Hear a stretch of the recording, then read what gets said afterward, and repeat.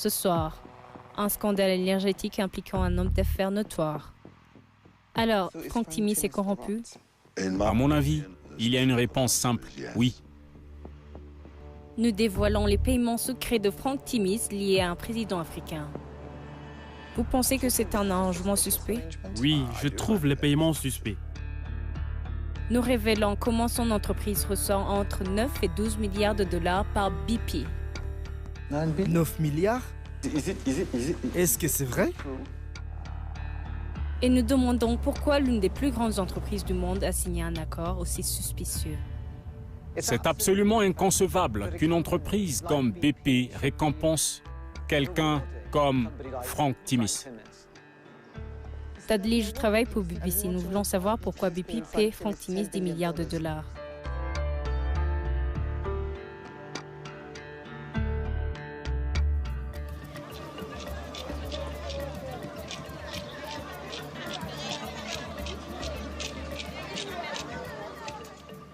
Nous sommes au Sénégal, sur la côte ouest de l'Afrique. Des millions de personnes y vivent dans la pauvreté. Mais le niveau de vie pourrait être bien plus élevé. C'est un pays riche en ressources naturelles. D'importantes réserves de pétrole et de gaz y ont été découvertes. Mais une partie de cette richesse a disparu à cause de la corruption.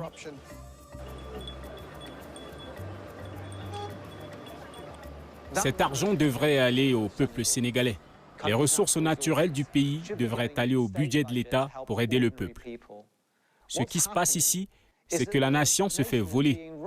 Des pays comme le Sénégal, qui disposent d'énormes ressources naturelles, devraient profiter directement de ces ressources naturelles.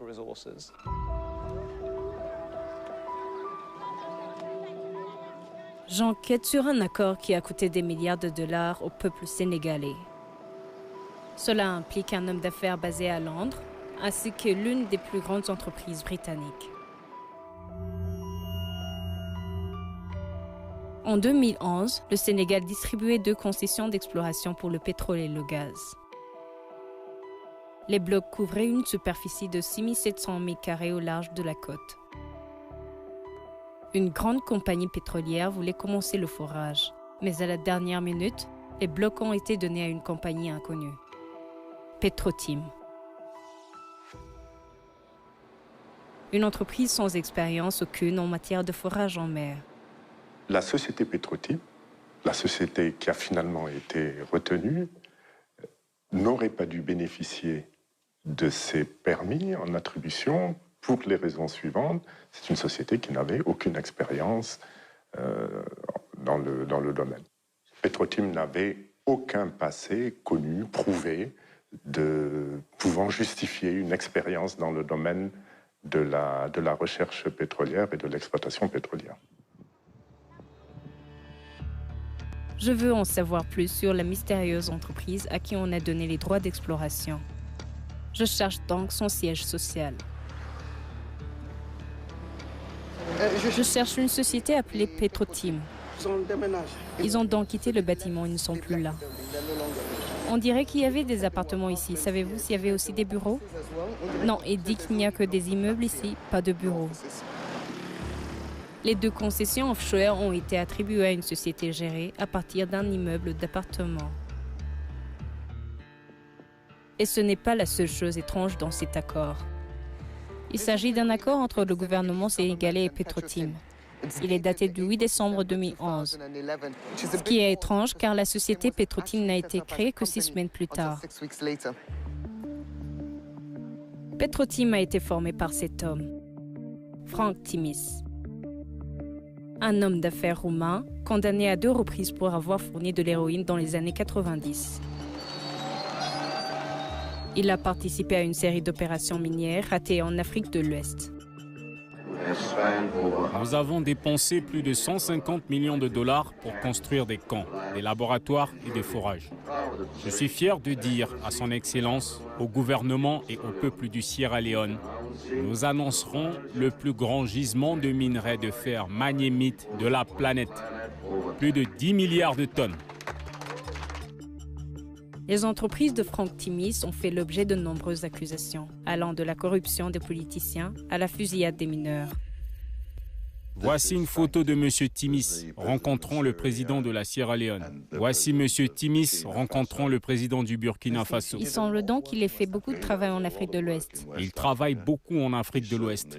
Il aime bien se faire appeler le parrain de l'Afrique de l'Ouest. Philip Caldwell dirigeait un trust offshore secret pour Frank Timis. Mais il a accepté de parler parce qu'il s'inquiète de la façon dont M. Timis fait affaire. C'est un personnage. Il ne parle pas beaucoup sauf de lui. Mais il peut être très menaçant. J'ai toujours pensé qu'il y avait une autre facette de lui qu'il fallait connaître. Frank Timis a fait entrer 2 sociétés minières à la Bourse Junior de Londres. L'une d'entre elles a été accusée de violation de droits de l'homme. L'autre a reçu la plus grosse amende jamais infligée à la bourse. Rigo Petroleum avait dit à ses investisseurs qu'elle s'attendait à trouver du pétrole, même si elle savait que les puits étaient à sec. Regal a publié plusieurs déclarations mentant clairement aux investisseurs sur les perspectives de trouver du pétrole. Même après que le puits concerné ait été bouché et clôturé, il savait très bien qu'il n'allait pas en tirer du pétrole commercial. Même après ça, il disait encore aux investisseurs qu'il trouverait de grandes quantités de pétrole. Les avocats de M. Timis affirment qu'il ne détenait qu'une participation minoritaire et qu'il a fait l'objet d'une enquête personnelle et a été innocenté.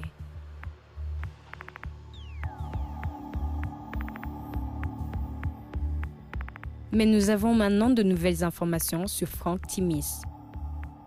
Un disque dur plein de documents à propos de son empire commercial. Il y a des milliers de courriels, d'accords et de contrats sur ce disque. Ils contiennent des informations sur des accords dans le monde entier. Le disque dur contient également des informations sur ses finances personnelles. Il révèle notamment que Frank Timis dépensait 14 000 livres sterling par mois sur son appartement de luxe à Londres. Il a également dépensé des milliers de livres sterling dans les meilleurs restaurants. Mais le document montre qu'il ne paye pas toujours beaucoup d'impôts. C'est ce qu'il a payé en 2017, seulement 35,20 livres sterling. L'année d'avant, il semblerait qu'il n'ait pas payé un centime d'impôt.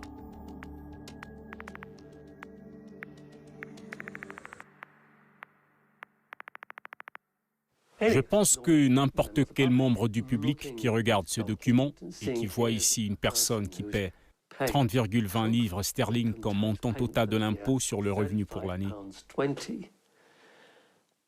et qui regarde ensuite le style de vie de cette personne, voit qu'il y a quelque chose qui cloche. Ça ne colle pas. Frank Timis a financé sa vie de luxe avec l'argent de son trust offshore.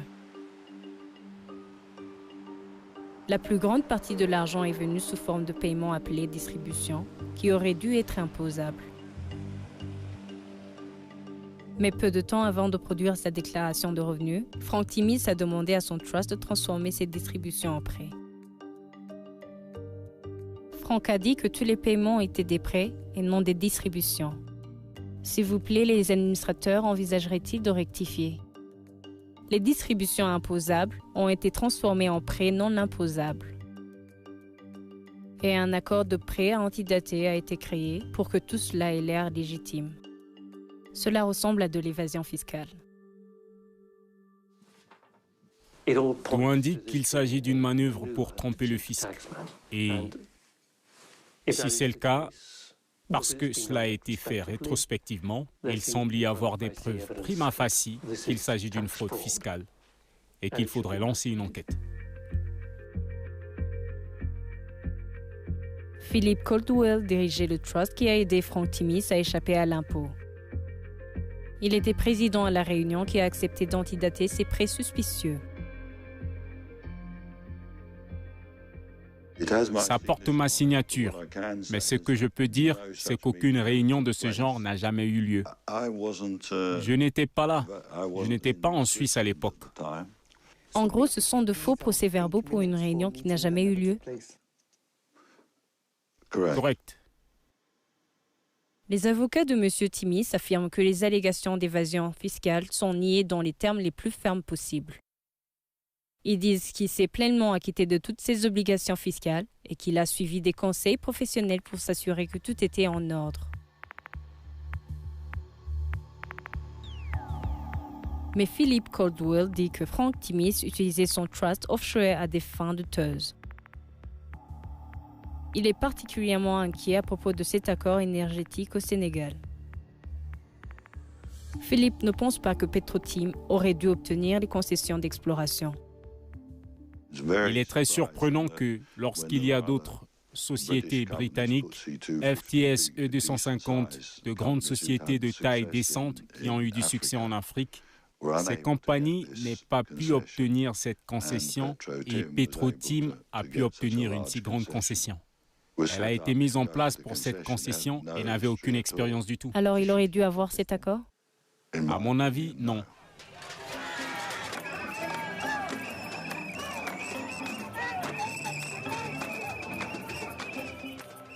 En 2012, le Sénégal a élu un nouveau président. Macky Sall a promis de lutter contre la corruption. Nous mettrons un terme à la gabégie et à la corruption et érigerons un nouveau système de gouvernance. Il a rapidement ordonné une enquête sur l'accord de Frank Timis. Elle a conclu que Petrotim devrait perdre les concessions. Mais le nouveau président a permis à Frank Timis de garder les deux blocs de toute façon.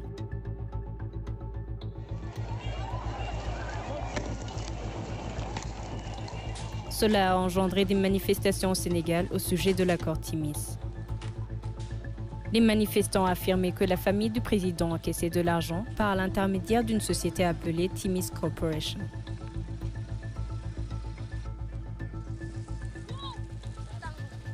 Il y a une entreprise malsaine, Timis Corporation, qui détient 30% de notre pétrole.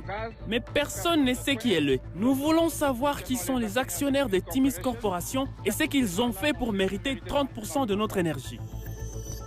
Les protestations étaient dirigées contre le frère du président, Aliou Sall. Il n'avait aucune expérience dans l'industrie de l'énergie, mais Frank Timis lui a donné un poste à responsabilité. Pourquoi pensez-vous que Frank Timis voulait employer Aliou Sall? Tout simplement parce qu'il était le frère du président Macky Sall. C'est gravissime, parce qu'il y a manifestement conflit d'intérêts. C'est le président de la République qui signe le décret qui permet au contrat d'entrer en vigueur, et son frère travaille dans le groupe qui bénéficie de ce contrat. C'est gravissime.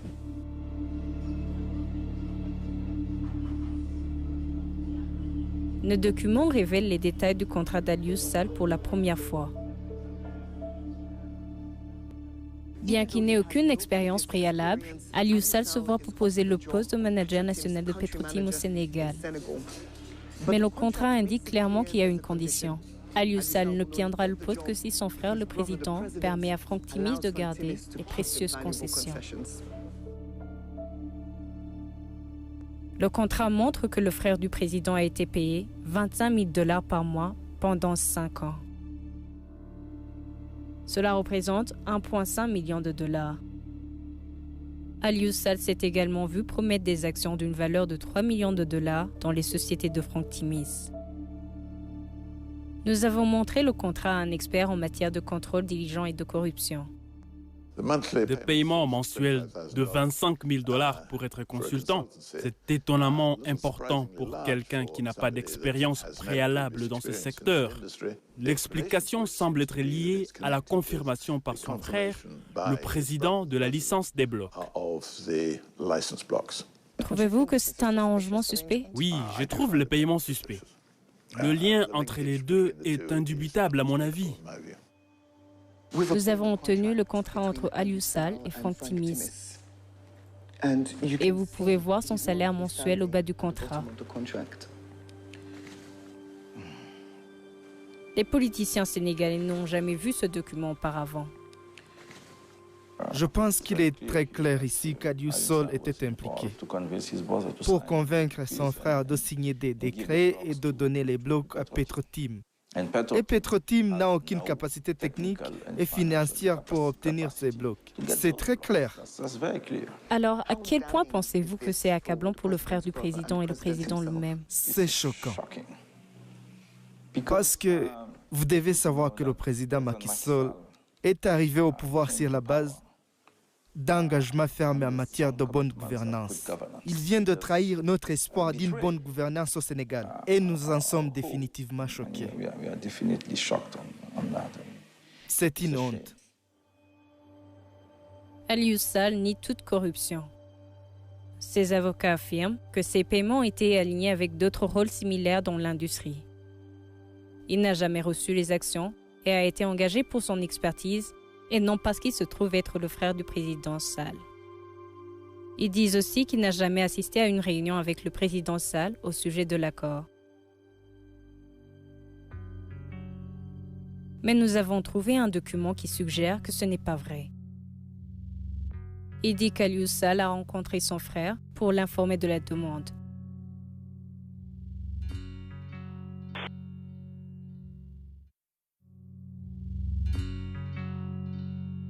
Frank Timis s'est peut-être vu attribuer les concessions, mais il n'a pas commencé à forer pour le pétrole et le gaz. L'exploration offshore est à la fois risquée et coûteuse. Avait-il l'argent à l'époque pour effectuer le travail nécessaire? Non.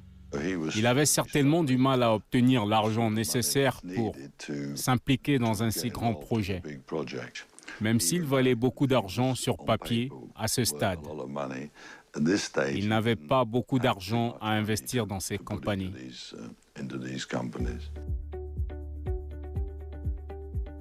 En 2014, une société énergétique américaine est intervenue.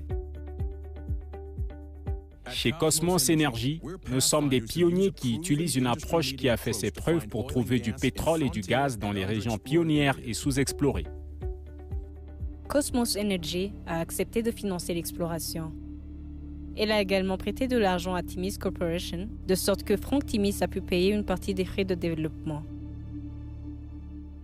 Cosmos prétend, dans sa politique, de ne faire affaire qu'avec des partenaires de bonne réputation. Et vous ne pouvez pas dire que Frank Timis était un partenaire de bonne réputation. Le fait qu'il l'ait complètement financé montre que Frank Timis n'était rien d'autre qu'un intermédiaire dans cette affaire. Il n'allait pas développer ses blocs, qu'il était un intermédiaire. En faisant affaire avec lui, il pourrait être le dernier maillon d'une chaîne corrompue. Cosmos affirme qu'elle a fait preuve d'une diligence raisonnable, approfondie et appropriée, et que cela comprenait de multiples entretiens avec des personnes pertinentes. Nous avons des notes sur ces entrevues de diligence raisonnable. Alors qu'en pense notre expert? Ces entrevues, je ne les trouve pas particulièrement complètes. Il me semble qu'il s'agisse d'aller au bout de l'exercice, plutôt que d'essayer d'aller au fond de certaines des questions qui me semblent avoir été soulevées à ce moment-là.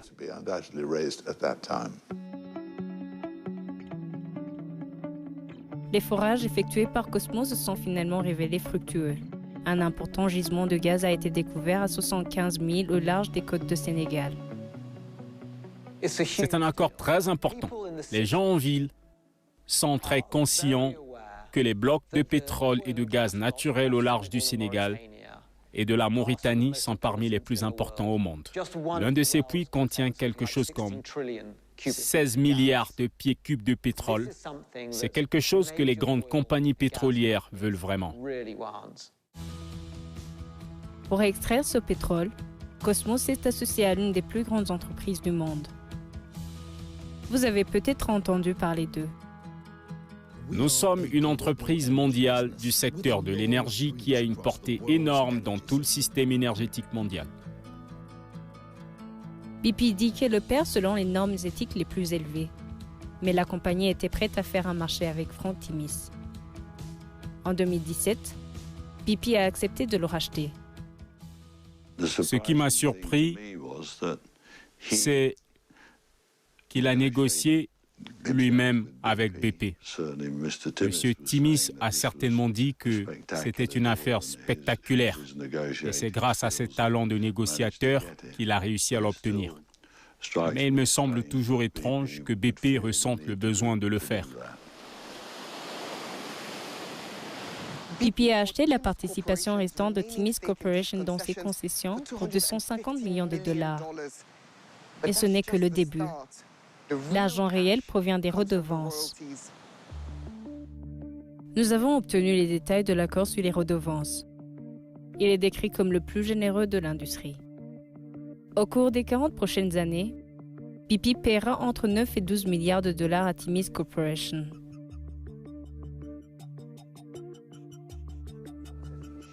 Ces chiffres n'ont jamais été rendus publics auparavant. C'est une partie de ce qu'il pourrait gagner. 9 milliards? C'est ça. Il pourrait gagner, oui. Que pensez-vous de cela?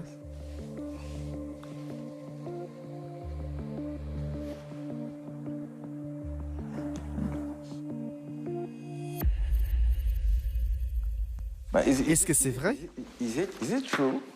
Oui, c'est vrai. Je suis choqué. Je suis profondément déçu que nos dirigeants puissent accepter de tels accords. 9 milliards de dollars, est-ce que vous êtes sûr? Il n'y a aucune raison que cet argent soit donné à Frank Timis. C'est inacceptable. C'est tout à fait inacceptable. C'est révoltant.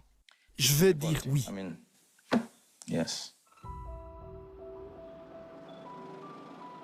BP ne sait même pas où finira tout son argent. Les milliards de dollars vont à Timis Corporation. Frank Timis possède la plus grande partie de la société, donc il aura la plus grande partie de l'argent. Mais Timis Corporation a aussi des propriétaires minoritaires. Ils sont cachés derrière des sociétés offshore secrètes. Et BP n'a aucune idée de qui ils sont. Le contrôle diligent que BP a effectué était assez superficiel parce qu'il s'est appuyé sur le contrôle diligent qui avait été fait avant. Et ce contrôle était lui-même très superficiel.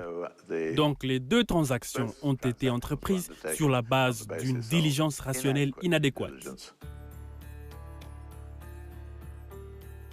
BP affirme que son investissement apportera des avantages substantiels au Sénégal et qu'elle a effectué une vérification diligente, approfondie et appropriée dans des domaines tels que la conformité éthique et la lutte contre la corruption. BP rejette toute implication selon laquelle elle aurait agi de manière inappropriée. Mais nos documents montrent que BP était au courant des paiements suspects aux frères du président et a quand même conclu l'affaire. Il est absolument indéfendable qu'une société comme BP récompense quelqu'un comme Frank Timis, surtout lorsque BP ne peut vraiment pas garantir qu'il n'y a pas eu corruption dans l'intention de ces blocs en premier lieu. Le PDG de BP, Bob Dudley, n'a pas répondu à nos questions. Nous voulons savoir pourquoi BP a accepté de faire affaire avec Frank Timis. Alors je l'ai retrouvé à son arrivée au travail. Dudley, je travaille pour BBC et nous voulons savoir pourquoi BP verse des milliards de dollars à Frank Timis. Vous saviez qui payait le frère du président du Sénégal. Alors pourquoi conclure l'affaire, monsieur? Monsieur Frank Timis est-il quelqu'un avec qui BP devrait faire affaire? Monsieur Dudley, pourquoi ne répondez-vous pas à nos questions? Quelque chose à dire sur cet accord, monsieur Dudley? BP dit être engagé à faire preuve de transparence en ce qui concerne les paiements pour le pétrole et le gaz naturel. Mais l'entreprise ne répond pas à nos questions au sujet d'un accord impliquant le frère du président du Sénégal. Frank Timis dit que l'accord sur le gaz va donner au Sénégal plusieurs milliards de dollars par an. Il dit qu'il a investi du capital à haut risque et utilisé son expertise pour attirer les principaux acteurs du pétrole et du gaz naturel. Et il nie vigoureusement toute corruption. Mais nous avons découvert un paiement qui ressemble à un pot de vin.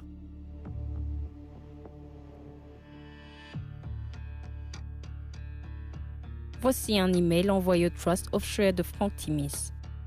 Il dit que l'impôt est dû au gouvernement sénégalais et que Frank Timis voudrait 250 000 $ pour le couvrir. Mais nos documents montrent que l'argent ne va pas au gouvernement. Il va à une société privée. Et nous avons découvert que la société appartient à Aliou Sall. Un autre $250 000 a été secrètement versé aux frères du président. Ok, nous avons une société qui semble appartenir sans aucun doute à M. Aliou Sall. Il semble être le bénéficiaire du transfert d'$250 000. Ce qui est étrange, c'est parce que c'est décrit comme une taxe.